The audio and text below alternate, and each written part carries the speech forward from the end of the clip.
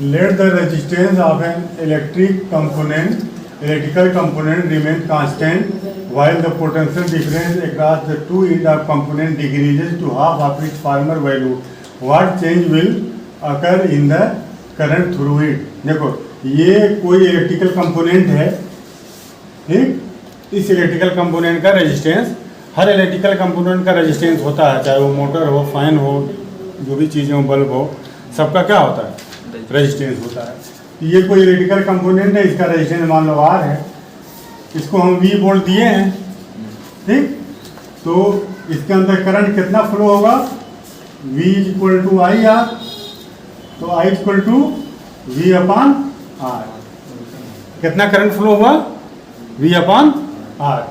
अब इसके बाद जो है देखो, इसके रेजिस्टेंस को कांस्टेंट रखा गया है, रेजिस्टेंस नहीं बदला गया है। Resistance remains constant, potential difference को आधा कर दिया गया है, V को आधा कर दिया गया है, ठीक। तो अब देखो यहाँ ये इक्वेशन नंबर 1 है, देखो इधर। अब I इक्वल टू V की जगह पे क्या लिखेंगे? V/2 potential difference upon resistance current होता है।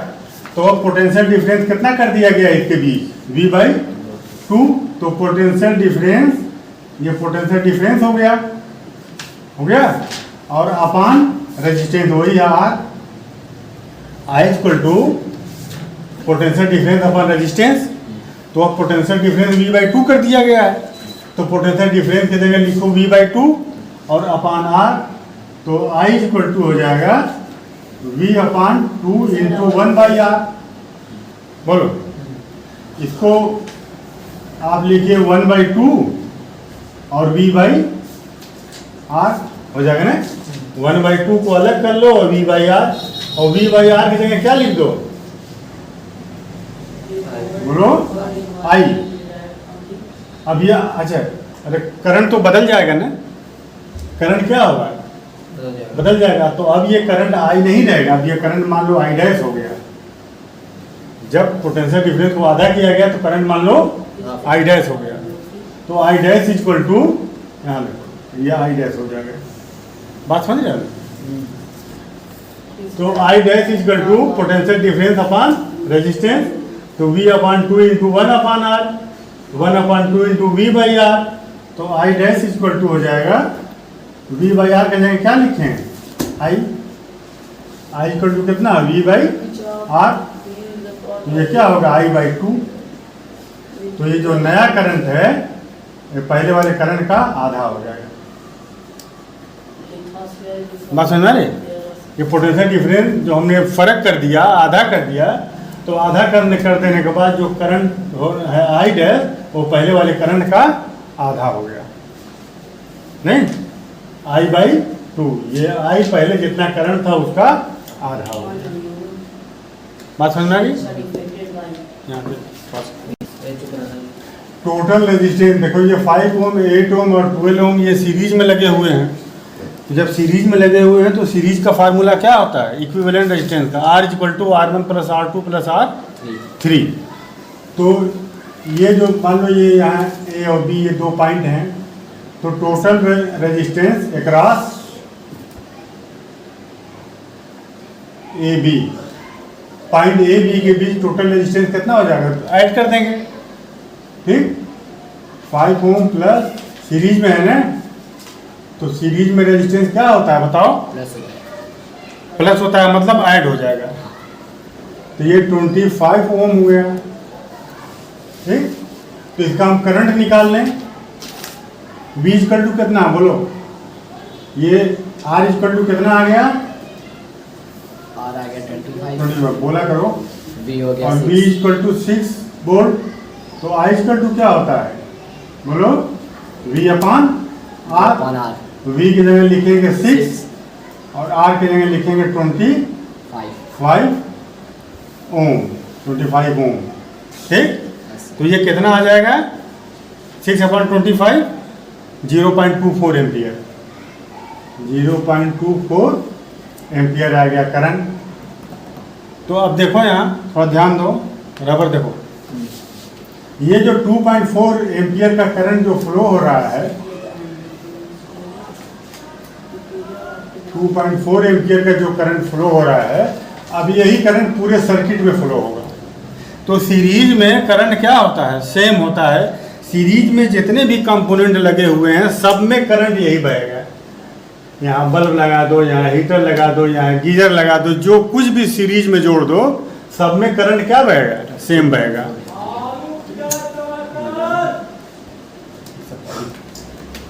तो अब ये करंट निकल गया, इसमें करंट कितना फ्लो होगा बताओ, 0.24 एम्पियर। इसमें करंट कितना फ्लो होगा, 0.24 एम्पियर। इसमें करंट कितना फ्लो होगा, 0.24 एम्पियर। तो अब इसके बीच हमको निकालना है क्या, पोटेंशियल डिफरेंस। ठीक, तो इसके बीच potential difference V equal to इसमें बहने वाला करंट इनटू इसका रेजिस्टेंस। बताओ V इक्वल टू क्या होता है, I R। तो अब इसके बीच पोटेंशियल डिफरेंस निकालना है ना, तो इसका रेजिस्टेंस और इसके अंदर बहने वाला करंट। तो पोटेंशियल डिफरेंस है एकरास 12 ओम रजिस्टर। आज देखो इधर लगा लिए, register equal to V equal to I R। I की जगह कितना रखेंगे, 0.24 और R की जगह 12 रखेंगे। बात समझ में? तो ये कितना आ जाएगा, 2.88 वोल्ट। ये आंसर हो गया। इसके बीच कितना वोल्टेज आ गया, 2.88 वोल्ट। इसके बीच अगर आपको निकालना है तो इसका रेजिस्टेंस 5 और करंट यही होगा 0.24। तो 0.24 में 5 से मल्टीप्लाई कर दिए, इसके बीच आ गया। 0.24 से में 8 से मल्टीप्लाई कर दिए, इसके बीच आ गया। तो ये तीनों वोल्टेज को अगर तुम जोड़ दोगे पोटेंशियल डिफरेंस के, तो किसके इक्वल होना चाहिए, बोलो, इसके इक्वल होना चाहिए, क्योंकि यही वोल्ट सब में बराबर अकॉर्डिंग टू रेजिस्टेंस बट गया। ठीक है, तो तीनों के एक रात जो पोटेंशियल डिफरेंस है सबको ऐड करोगे तो इसके बराबर होना चाहिए। ठीक, अब देखो मैं एक बहुत इंपॉर्टेंट चीज इसमें बता दूं, तुमको काम आएगा हमेशा। उम्र देखो 6 वोल्ट बैटरी है, इसका मतलब क्या हुआ, बैटरी कितनी पावर है, इसका मतलब क्या हुआ, 6 वोल्ट की बैटरी है।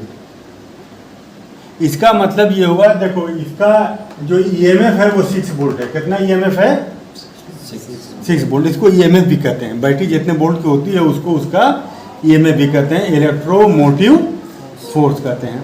तो अगर इसका इलेक्ट्रोमोटिव फोर्स अगर 6 वोल्ट है, इसका मतलब ये हुआ कि 1 कूलम चार्ज को पूरे सर्किट में फ्लो कराने के लिए कितना जूल एनर्जी ये बैटरी देगा, 6 जूल देगा एनर्जी। 6 वोल्ट की बैटरी है ना, तो 1 कूलम के चार्ज को सर्किट में फ्लो कराने के लिए कितनी एनर्जी ये देगा, 6 जूल देगा। तो दरअसल जो V है ना, ये वर्क डन होता है, मगर एक कूलम के चार्ज का वर्क डन होता है ये। तो 1 कूलम के चार्ज को सर्किट में पूरा फ्लो कराने के लिए बैटरी जितनी एनर्जी देगा वो इसका ईएमएफ कहलाता है। ठीक, तो इसका ईएमएफ अगर 6 वोल्ट है, इसका मतलब कि 1 कूलम के चार्ज को पूरा फ्लो कराने के लिए कितनी एनर्जी जो है देगा ये। अब यहाँ देखो, यहाँ 2.88 वोल्ट है, तो इसका मतलब क्या हुआ कि 1 कूलम का चार्ज यहाँ से यहाँ जब चलेगा तो इतना जूल एनर्जी कंज्यूम करेगा। ठीक, अब इसके बीच जो वोल्टेज है, इसका मतलब ये हुआ कि 1 कूलम का चार्ज यहाँ से यहाँ अगर जाएगा तो कितनी एनर्जी कंज्यूम करेगा, जितना इसके बीच वोल्टेज है। तो कंजर्वेशन ऑफ एनर्जी क्या है, कंजर्वेशन ऑफ एनर्जी ये है कि इन तीनों की एनर्जी को जोड़ दो। 1 कूलम का चार्ज यहाँ आया, कितनी एनर्जी खर्च किया, वो यहाँ का वोल्टेज है। 1 कूलम का चार्ज यहाँ से यहाँ आया, कितनी एनर्जी कंज्यूम करेगा, ये यहाँ से यहाँ के बीच का वोल्टेज है। 1 कूलम का चार्ज यहाँ से यहाँ आया, कितनी एनर्जी खर्च करेगा, ये यहाँ का वोल्टेज है। तो तीनों को जोड़ दोगे तो टोटल वर्क डन तो यही हुआ, नहीं हुआ। 6 वोल्ट अगर है तो इसका मतलब ये है कि 1 कूलम के चार्ज को पूरा फ्लो कराने के लिए 6 जूल की एनर्जी खर्च होगा। तो अब ये 6 जूल की एनर्जी यहाँ खर्च हो रही है, यहाँ खर्च हो रही है, यहाँ खर्च हो रही है, तीनों को जोड़ दोगे तो इक्वल होना चाहिए कि नहीं होना चाहिए। तो इसीलिए इसका V1 V2 V3 दोनों को जोड़ देंगे तो इसके बराबर होना चाहिए उम्र। देखो आगे देखो, ये एक 2 ओम है और एक कितना है 3 ओम और एक 6 ओम। इधर देखो, इसको अगर हम पैरेलल में जोड़ दें तो 1/R equal to 1/R1 plus 1/R2, ठीक। तो 6 एलसीएम हो जाएगा, 3 2 जा 6, 2 1 जा 2 और 6 1 जा 6 1। तो 1/R इक्वल टू 3/6, ये कट जाएगा तो 1/2, 1/R इक्वल टू 1/2, तो R इक्वल टू 2 ओम। तो अब इन दोनों को पैरेलल में जोड़ करके फिर ये सीरीज में जोड़ दो तो 2 और 2 4 हो जाएगा, ठीक। कैसे देखो, यहाँ ये 2 ओम और इनको किस में जोड़ दो, पैरेलल में जोड़ दो तो 3 ओम और 6 ओम। यहाँ देखो, ये पॉइंट मान लो ए बी है, यहाँ एक पॉइंट ले लो सी, ठीक। तो लिखोगे क्या, देखो रेजिस्टेंस अक्रॉस सी बी है ना, सी बी के अक्रॉस रेजिस्टेंस कितना हो जाएगा 1/R इक्वल टू 1 ये पैरेलल में है तो 1/R1 3 प्लस 1/R2 6, तो 6 एलसीएम हो जाएगा 2 प्लस 1, तो 1/R इक्वल टू 3/6, 3 1 जा 3, 3 2 जा 6, तो 1/R इक्वल टू 1/2, तो R इक्वल टू कितना हो जाएगा, उलट जाएगा ये 2 ओम। तो अब यहाँ C और B के बीच कितना रेजिस्टेंस हो गया 2 ओम। अब इन दोनों को हटा करके एक ही रेजिस्टेंस हम लगा दें 2 ओम का, ये पूरा 2 ओम हो गया ना।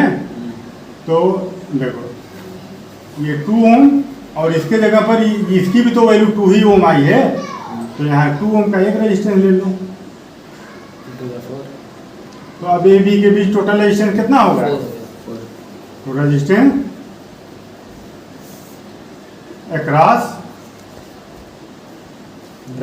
अक्रॉस ए बी, तो R equal to R1 plus R2, R1 की जगह 2 ओम और R2 ओम प्लस R2 की जगह भी 2 ओम इक्वल टू 4 ओम। पहला देखो मिल गया।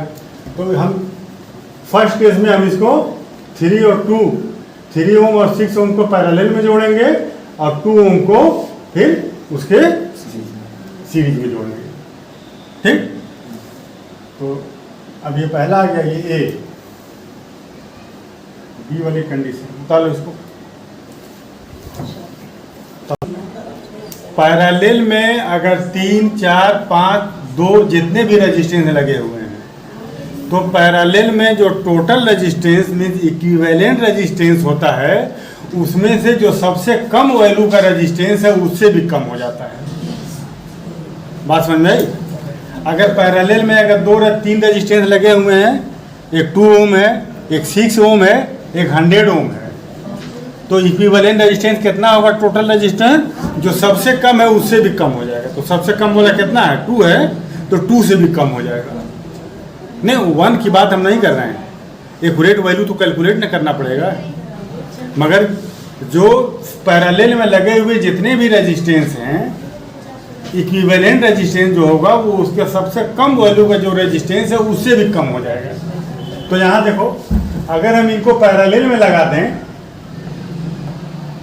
तो इसमें सबसे कम रेजिस्टेंस किसका है 2 ओम, तो 2 ओम से भी कम उसकी वैल्यू हो जाएगी।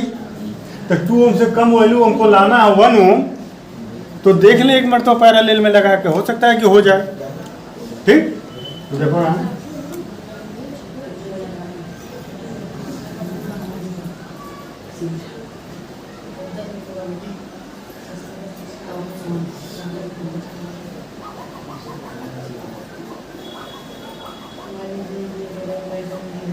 A B. ठीक, देखो यहाँ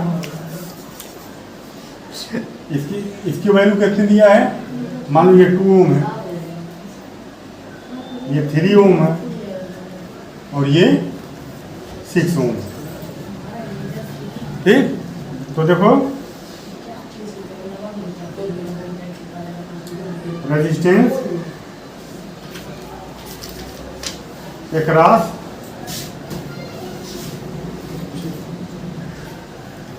ए बी के अक्रॉस रेजिस्टेंस कितना होगा, देखो 1/r equal to 1/r1। R1 की जगह कितना लिखेंगे 2 प्लस 1/r2 की जगह 3 और 1/r3 की जगह सर आ गया। 6 आ गया। हाँ सर। अच्छा, तो 1/r इक्वल टू इसका एलसीएम कितना हो जाएगा 6, 2 3 जा 6, 3 2 जा 6 और 6 1 जा 6, 6/6, तो 6/6 1, तो r इक्वल टू 1। ठीक, तो इन तीनों रेजिस्टेंस का इक्विवेलेंट रेजिस्टेंस 1 लाने के लिए हम ऐसे इसको कनेक्ट करेंगे, तीनों को पैरेलल में, और 4 लाने के लिए ऐसे कनेक्ट करेंगे। ठीक, क्वेश्चन पूछा गया है कि why does card, question number 1, why does card of an electric heater not glow while heating element does. Heating element किसको कहते हैं, प्रेस के अंदर हीटिंग एलिमेंट लगा होता है, और जब हम उसके अंदर करंट को फ्लो करते हैं तो वो हीट होता है, और जब गर्म होता है तो प्रेस की प्लेट जो नीचे वाली है जिस पर वो लगा होता है वो गर्म होता है, उसको हीटिंग एलिमेंट कहते हैं।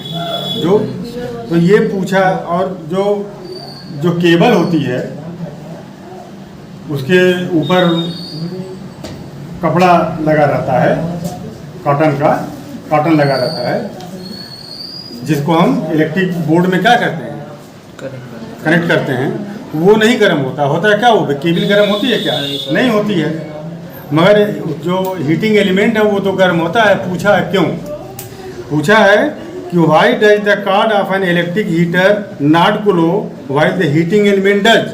में हीटिंग एलिमेंट ग्लो होता है, जलता है, गर्म होता है, मगर कार्ड क्यों नहीं जलता है। इसका आंसर ये होगा कि जो हीटिंग एलिमेंट का रेजिस्टेंस कार्ड के रेजिस्टेंस से ज़्यादा होता है। जो तार जो लगा हुआ है, जैसे देखो ये प्रेस है, ठीक, ये प्रेस है, तो प्रेस में ये हीटिंग एलिमेंट लगा होता है, ठीक, और यहाँ से ये कार्ड लगा रहता है, यहाँ 2 पिन या 3 पिन टॉप लगा रहता है ये, ठीक। तो ये पूछा है कि ये नहीं गर्म होता है, ये गर्म होता है, क्यों, तो इसका रेजिस्टेंस ज़्यादा होता है, ज़्यादा घुमा रहा है, ठीक है। तो आप क्या लिखिएगा, the resistance of heating element is more than the resistance of card. इसका रेजिस्टेंस इसके रेजिस्टेंस से बहुत ज़्यादा होता है। तो अब तुमको ये पता है कि हीट H इक्वल टू क्या होता है, I² RT। ये जो heat produce I² RT।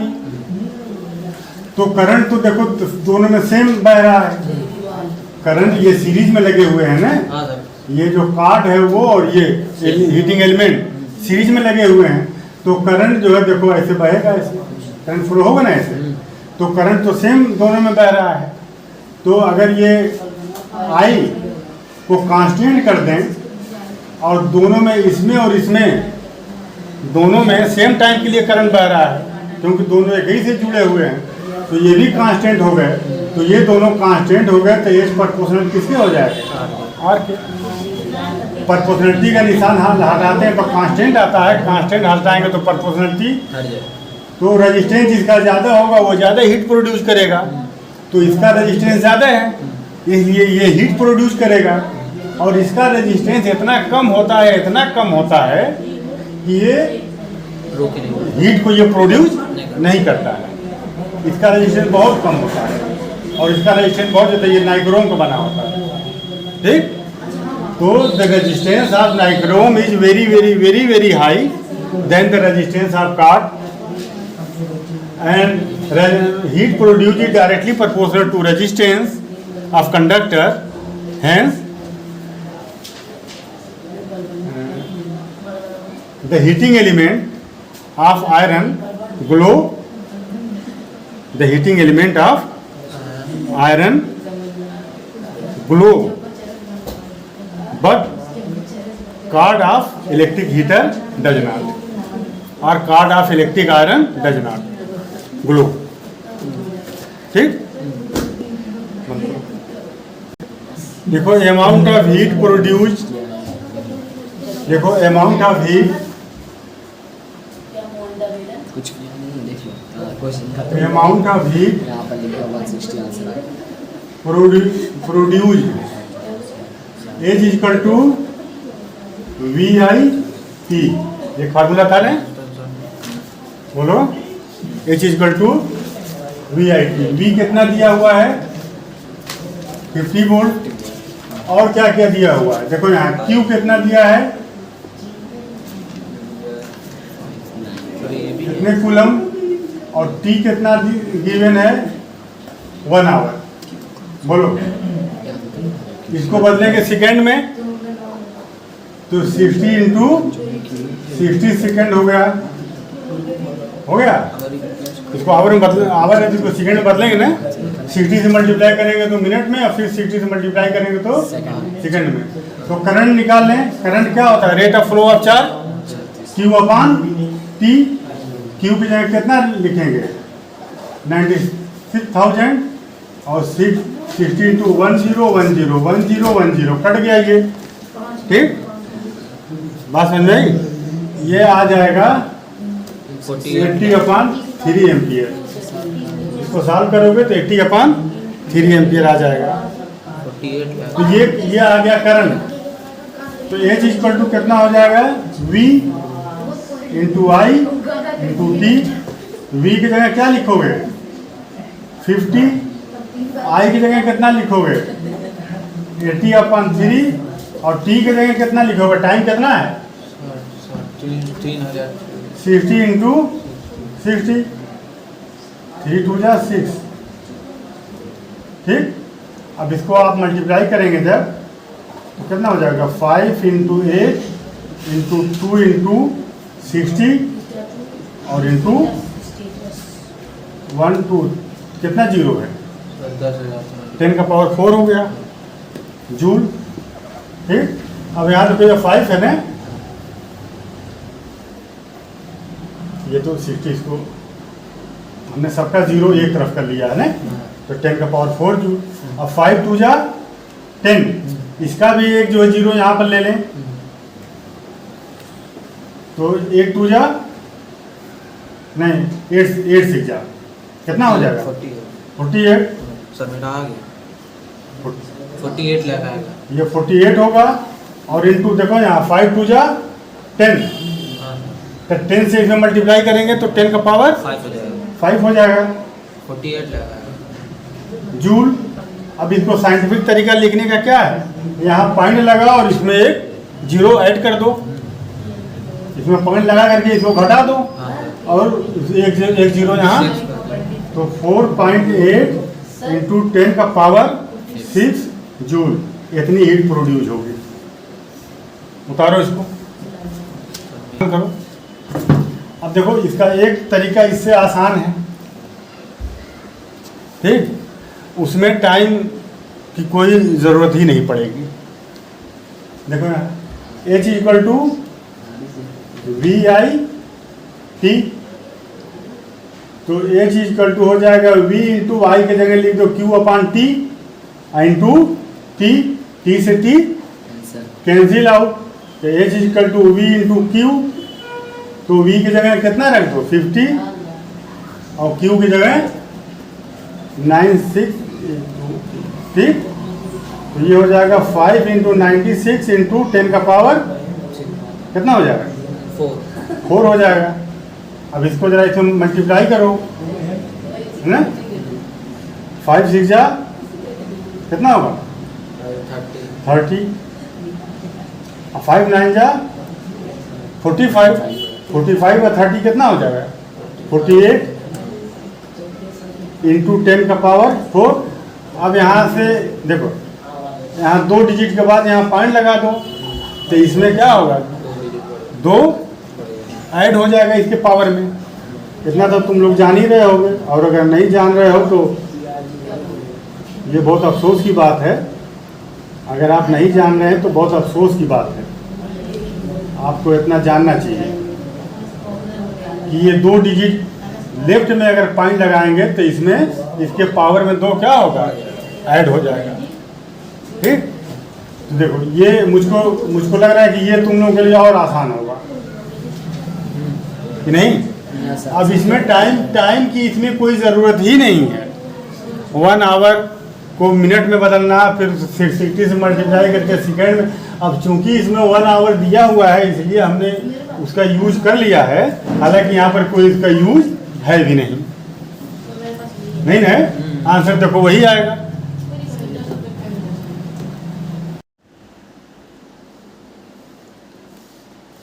NCERT का क्वेश्चन नंबर 3, एनसीईआरटी बुक का क्वेश्चन नंबर 3 देखिए। An electric iron of resistance 20 ohm takes a current of 5 ampere.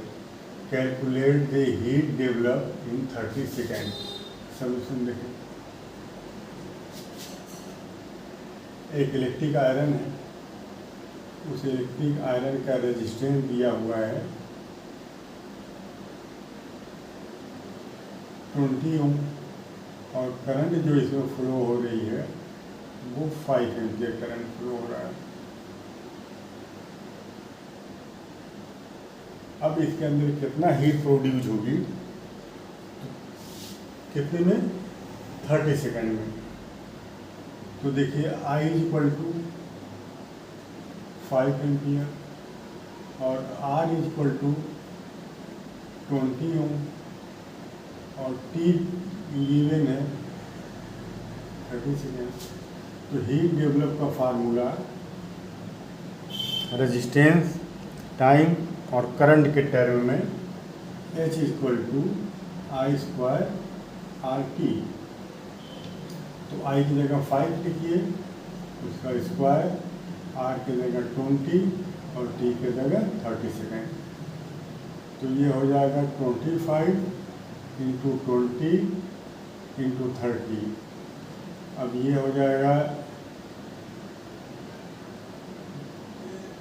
10 का पावर 2, ये 2 जीरो निकाल लीजिए, और इंटू 3 2 या 6, और 6 में 25 से मल्टीप्लाई करेंगे तो 150 होगा। 2 डिजिट के बाद यहाँ डेसिमल लगा लीजिए, तो 1.5 इंटू, अब 2 डिजिट पर डेसिमल लगाएंगे तो यहाँ 10 का पावर 4 हो जाएगा जूल। इतनी जूल एनर्जी डेवलप होगी। तो ये क्वेश्चन नंबर 3 था, काफ़ी आसान क्वेश्चन था।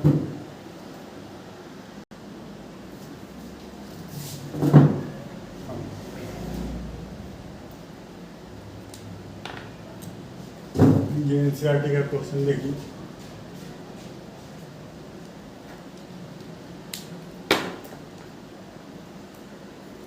An electric motor takes 5 ampere from 220 volt line. Determine the power of motor and energy consumed in 2 hours. ठीक, तो हम ये जानते हैं कि power P is equal to V into I, और V गिवन है 220 वोल्ट और I गिवन है 5 एम्पियर। तो P इज इक्वल टू हो जाएगा, V की जगह 220 वोल्ट रखेंगे और I की जगह 5 एम्पियर। तो ये हो जाएगा 5 5 2 या 10, 5 2 या 10 और 1 11, कितने वाट? ये आ गया ये। अब फिर इसके बाद ये पूछ रहा है कि 2 घंटे में कितनी एनर्जी ये कंज्यूम करेगा। तो टोटल एनर्जी इक्वल टू होता है पावर इक्वल टू होता है energy consume per unit time. तो E is equal to P into T. तो P की जगह आप लिखेंगे 1100 और इंटू टी की जगह आप लिखेंगे ये 1100 वाट है ना, यहाँ लिख दीजिए वाट इंटू टी। अब टी देखिए कितना है, T equal to 2 hour. 2 into hour को सेकेंड में बदलेंगे, 60 से मल्टीप्लाई करेंगे मिनट में, और फिर इसको सेकेंड में बदलेंगे तो फिर एक बार 60 से मल्टीप्लाई कर देंगे तो ये हो जाएगा। अब ये सेकेंड में कन्वर्ट हो गया, तो यहाँ आप रख दीजिए 2 इंटू 60 इंटू 60। अब ये 11 इंटू 2 इंटू 6 इंटू 6। अब ये 2 0 1 0 इंटू 10 का पावर 4 0 हो गया जूल। अब इसको आप मल्टीप्लाई कर लीजिए, मल्टीप्लाई जब आप इसको करेंगे तो 7.92 आएगा। 7.92 इंटू 10 का पावर 6 जूल। इसको आप मल्टीप्लाई करेंगे, 6 6 36 और 36 2 72 और 72 में आप इसका मल्टीप्लाई कर दीजिए 11 में, और एक डिजिट तक लेकर के आएंगे डेसिमल के एक डिजिट तक, तो ये 10 का पावर 6 हो जाएगा ये। ठीक, तो ये इसका आंसर रहा।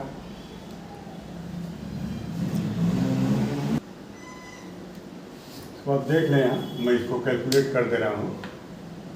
देखिए 11 इंटू 6 या 36 36 2 72 इंटू 10 का पावर 4।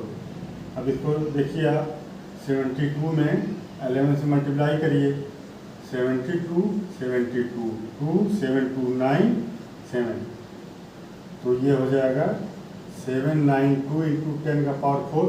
अब एक डिजिट के बाद यहाँ डेसिमल लगा दीजिए तो ये 6 हो जाएगा। 7.92 इंटू 10 का पावर 6, ये आया ये जूल। ये एनसीईआरटी का ये बहुत प्यारा क्वेश्चन है, बहुत अच्छा क्वेश्चन है ये। देखिए इसको सॉल्व करते हैं। A piece of wire of resistance R cut into 5 equal part. ये पीस ऑफ वायर है, इस पूरे का रेजिस्टेंस आर है।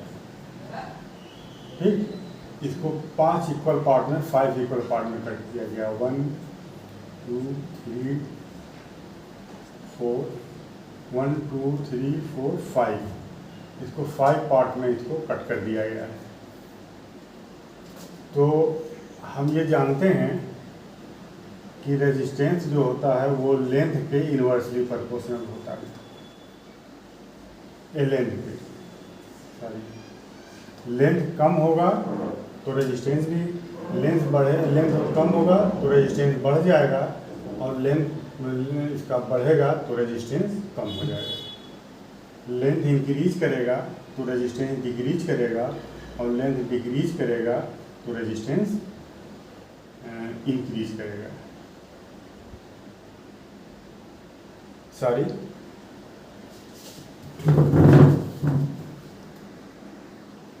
इसको 5 इक्वल पार्ट में इसको ब्रेक किया गया है। ये तार ए बी है, तार ए बी है वायर, इसको 5 इक्वल पार्ट में कट किया गया है। पूरे का रेजिस्टेंस आर है। तो हम ये जानते हैं कि आर प्रोपोर्शनल ए। किसी भी तार की लंबाई हम इंक्रीज करेंगे तो उसका रेजिस्टेंस भी इंक्रीज करेगा, और लंबाई डिक्रीज करेंगे तो उसी रेशियो में उसका जो रेजिस्टेंस है वो डिक्रीज करेगा। मतलब कि अगर हम लंबाई 2 गुना बढ़ा दें 2 टाइम्स तो रेजिस्टेंस 2 टाइम इंक्रीज कर जाएगा। अगर हम लेंथ अगर हाफ कर दें तो रेजिस्टेंस भी हाफ हो जाएगा। लेंथ को 1/5 देखिए, ये लेंथ 1/5 होगा। ये पूरी लेंथ अगर L है तो इसको 5 पार्ट में इसको हमने ब्रेक किया है, तो ये लेंथ हो जाएगी 1/L/5। ठीक, तो लेंथ को हमने L/5 कर दिया तो रेजिस्टेंस भी इसी रेशियो में कम हो जाएगा। रेजिस्टेंस पूरी ये पूरी लेंथ का L/5 है, तो रेजिस्टेंस जो है इसका जो रेजिस्टेंस होगा ये पूरे रेजिस्टेंस का R/5 हो जाएगा। रेजिस्टेंस 2 टाइम्स इंक्रीज करेंगे लेंथ तो रेजिस्टेंस 2 टाइम इंक्रीज होगा। लेंथ अगर 10 टाइम इंक्रीज करेंगे तो रेजिस्टेंस 10 टाइम इंक्रीज होगा। लेंथ हाफ करेंगे तो रेजिस्टेंस जो है हाफ हो जाएगा। L/2, L का हाफ मीन्स L/2। लेंथ अगर 5 टाइम कम कर देंगे, L/5 कर देंगे तो रेजिस्टेंस भी R/5 हो जाएगा। तो ये जो न्यू रेजिस्टेंस इसका ये R/5 होगा। तो ये न्यू रेजिस्टेंस है R/5। ये R/5, ये R/5, ये R/5, ये R/5, ये सब R/5 हो जाएगा। इसका भी R/5, इसका भी R/5, इसका भी R/5 और ये भी R/5, क्योंकि ये लेंथ L/5, ये भी L/5, ये भी L/5, ये भी L/5। तो जिस रेशियो में ये कम हो रहा है उसी रेशियो में ये रेजिस्टेंस भी कम होगा। ठीक, तो अब इन पांचों पार्ट को फिर ये बता रहे हैं कि इनको हम पैरेलल में ऐड कर दिए हैं।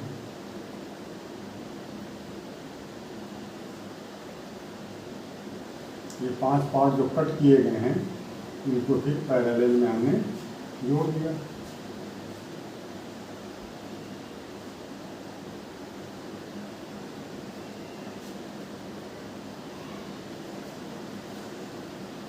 तो ये कितना हो जाएगा रेजिस्टेंस R/5, सबका R/5 है।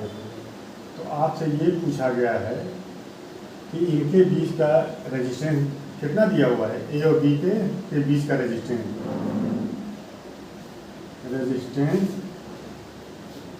Between A and B is R'।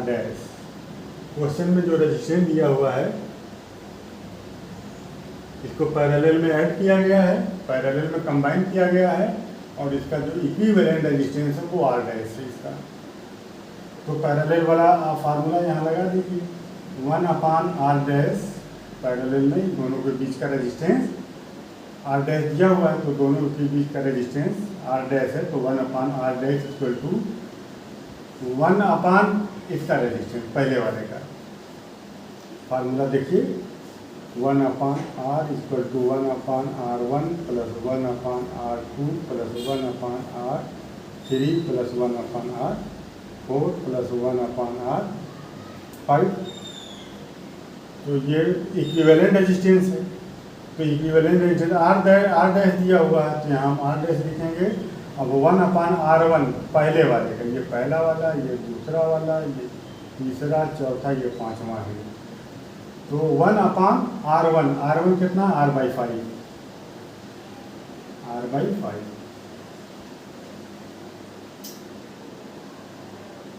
Plus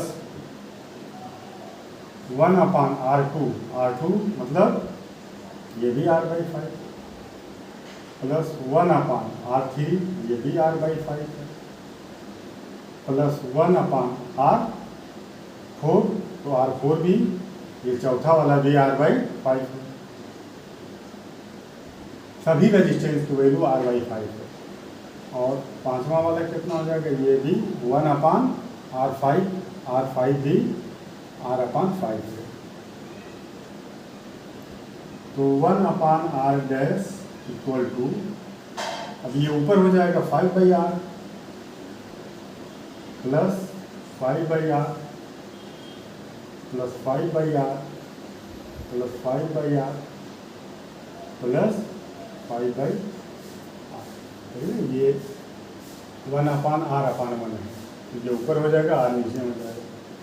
तो 1/R' इक्वल टू हो जाएगा, डिनोमिनेटर सबका R है तो ये हो जाएगा कितना, R1 1 और 1 का 5 में मल्टीप्लाई करेंगे, 1 5 5, तो 5 प्लस 5 प्लस 5 प्लस 5 प्लस 5 तो 1 upon R dash equal to ये 25 अपान आर, ये इक्वल के लेफ्ट में जाएगा तो ये ऊपर हो जाएगा, ठीक। तो R upon R dash equal to 25 upon यहाँ 1 हो जाएगा। देखिए यहाँ कौन सा 25 अपान 1 का मतलब 25, तो R upon R dash equal to 25, ये इसका आंसर आया है। हम लिख दें R upon R dash equal to 25, तो ये वाला आंसर सही है, ठीक।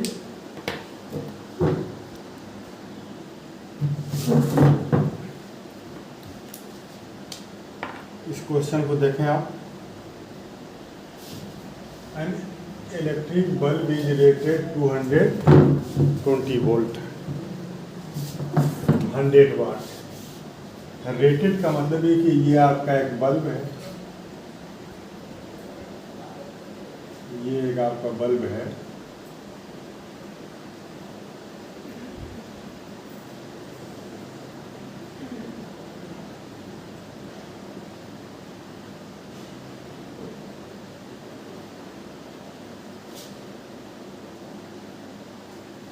और इस बल्ब पर लिखा हुआ है 220 वोल्ट और 100 वाट। इसका मतलब ये हुआ कि 220 वोल्ट की सप्लाई इसको देंगे तो 1 सेकंड में 100 जूल ये एनर्जी कंज्यूम करेगा, ठीक। तो अब हमसे पूछा गया है कि अगर हम इसको 110 वोल्ट दें, 110 वोल्ट दें, तो ये कितना पावर कंज्यूम करेगा, ठीक। 220 वोल्ट पर तो पावर कंज्यूम कर रहा है 100 वाट, तो अगर हम इसको 110 वोल्ट से जोड़ दें तो ये पावर ये कितना कंज्यूम करेगा। आइए हम सबसे पहले इसका हम निकाल लेते हैं कि इसका रेजिस्टेंस कितना होगा। तो इसका रेजिस्टेंस का formula power P equal to V into I, और आई का एक फार्मूला होता है V equal to I R. तो I equal to V upon R. अब आई की ये वैल्यू आप यहाँ पुट कर दीजिए, तो P equal to V into I के जगह लिखेंगे V अपान आर। तो P equal to V square upon R, R इधर आएगा, P यहाँ आ जाएगा, तो R equal to V square upon P। तो R इक्वल टू हो जाएगा V, देखिए 220 वोल्ट पर ये ऑपरेट हो रहा है, तो यहाँ V के जगह लिखेंगे 220 और इसका स्क्वायर अपान ये पावर 100 वाट है, 100, तो ये हो जाएगा 220 इंटू 220 अपान 100, ये इससे कट गया। अब 22 का 22 में आप मल्टीप्लाई करेंगे तो 484 आएगा, ये ओम। हमने ये जो इस पर जो रेटिंग इसकी जो दी हुई है, पोटेंशियल डिफरेंस दिया हुआ है और वाट दिया हुआ है, इससे हमने इस टंगस्टन के तार का हमने रेजिस्टेंस निकाल लिया 484 ओम, ठीक। तो अब आप देखिए, अब इसको अगर हम 110 वोल्ट पर अगर हम इसको सप्लाई दें तो ये कितना पावर कंज्यूम करेगा। तो पावर P यहाँ देखिए, power P equal to V square upon R. अब मान लीजिए ये power P dash equal to V dash square upon R. पहले कितना इसका पावर था, पहले इसका पावर था P equal to V square upon R. तो वी स्क्वायर की जगह आपने वी की जगह क्या रखा, वी की वैल्यू 110, तो ये सारी 220 और पी की वैल्यू 100। तो अब पी डैश जो नया पावर होगा ये equal to V dash square upon R, और वी डैश की जगह 110 का स्क्वायर और अपान आर, आर की वैल्यू हमने निकाला 484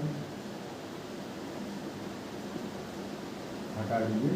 अब ये हो जाएगा 110 इंटू 110 अपान 484। अब इसको आप काट दीजिए,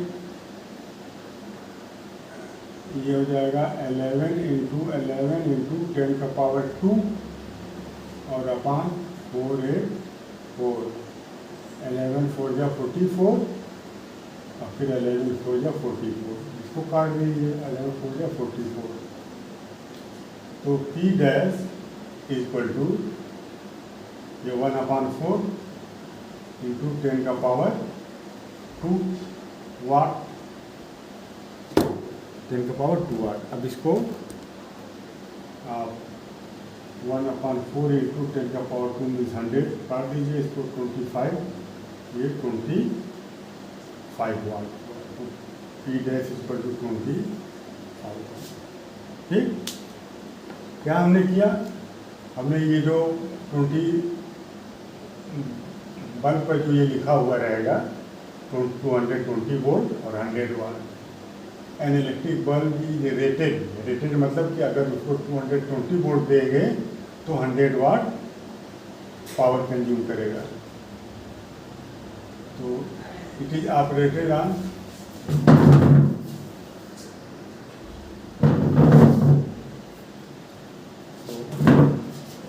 इससे हमने आर निकाल लिया, इसके टंगस्टन का रेजिस्टेंस निकाल दिया। P equal to V into I, P equal to V into, अब I V equal to I R, तो आई इक्वल टू आर इधर जाएगा वी अपान आर, तो आई की जगह हमने वी अपान आर रख दिया, तो वी स्क्वायर अपान आर हो गया, और आर को यहाँ ले लिए तो पी यहाँ आ गया, तो R equal to V square upon P, V की जगह 220 और पावर की जगह 100, तो 220 इंटू 220 अपान 100, 20 से कैंसिल, 22 इंटू 22 484 ओम।